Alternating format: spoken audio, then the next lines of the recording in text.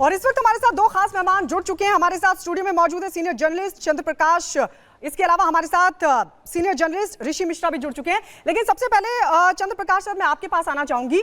Mission south जिसको लेकर 146 यात्राएं प्रधानमंत्री मोदी की तरफ से की गई, पूरा फोकस था, लेकिन यही विपक्ष जो कि इसको असंभव मान रहा था, उसको लग रहा था कि दक्षिण में बीजेपी का सुपड़ा साफ हो जाएगा।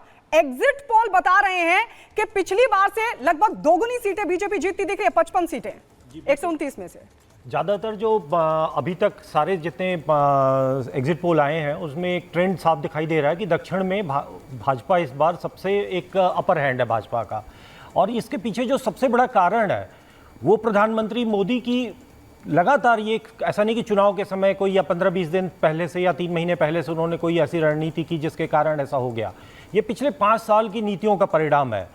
और ऊपर से जो अंत में जो कांग्रेस की तरफ से एक कहा गया कि मतलब वो चिढ़ थी कांग्रेस की, कि कांग्रेस की या इंडी गठबंधन की कह सकते हैं, कि उसी जो परिणाम आने वाले हैं उसको वो प्रीएम्प्ट कर रहे थे, वो देख रहे थे, जिसका परिणाम था वो सैम पित्रोदा का बयान कि दक्षिण भारत के लोग तो वो अफ्रीकन होते हैं। इस तरीके का जो पूरा ट्रेंड था वो दिख रहा था। ऐसा नहीं कि कोई अभी एग्जिट पोल ने बस उस पर मुहर लगा दी है। लेकिन ऋषि मिश्रा जी, क्या ये भी कारण आप मानते हैं कि बीजेपी ये बात समझ रही थी कि अगर उसे पैन इंडिया पार्टी बनना है, क्योंकि अभी भी उसको नॉर्थ का माना जाता है, और दूसरा अगर वो आंकड़ा पार करना है, एक सैचुरेशन जो है वो नॉर्थ में हासिल कर चुके थे, अब अगर कुछ बढ़त हो सकती थी तो दक्षिण से। आपके बात से बिल्कुल सहमत हूँ। देखिए, आप यदि बिहार देखिए, महाराष्ट्र देखिए, बंगाल देखिए, ऐसे तमाम राज्य हैं जहाँ मेरा शुरू से ये स्टैंड रहा है, क्योंकि मैं बिहार राजस्थान खुद ग्राउंड पे था। मैंने ये देखा नरेंद्र मोदी के व्यक्तिगत कोई रोष नहीं था, लेकिन नरेंद्र मोदी के प्रति जो 14 और 19 में जो दीवानगी थी वो दीवानगी देखने को नहीं मिली। इसका सबसे बड़ा कारण था एंटी इनकमेंसी जो सांसदों के प्रति थी।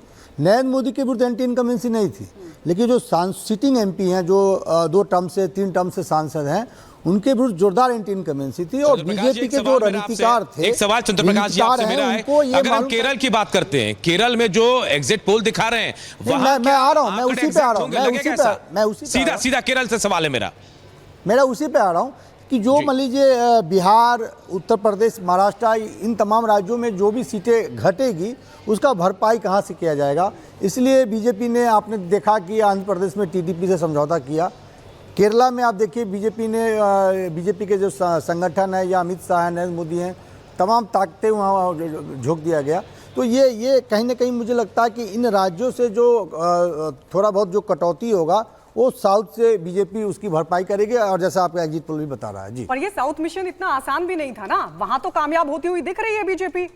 देखिए, एग्जैक्ट पोल तो कल आएगा, एग्जिट पोल में तो जरूर दिख रहा है।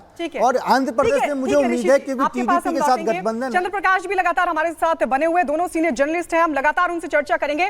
लेकिन सबसे पहले आपको दिखाते हैं 2 मिनट में भारत में तमाम बड़ी खबरें।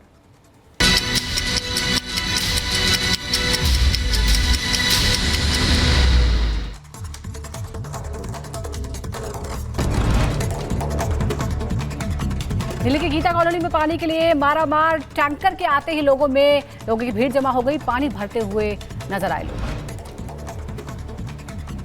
दिल्ली में पानी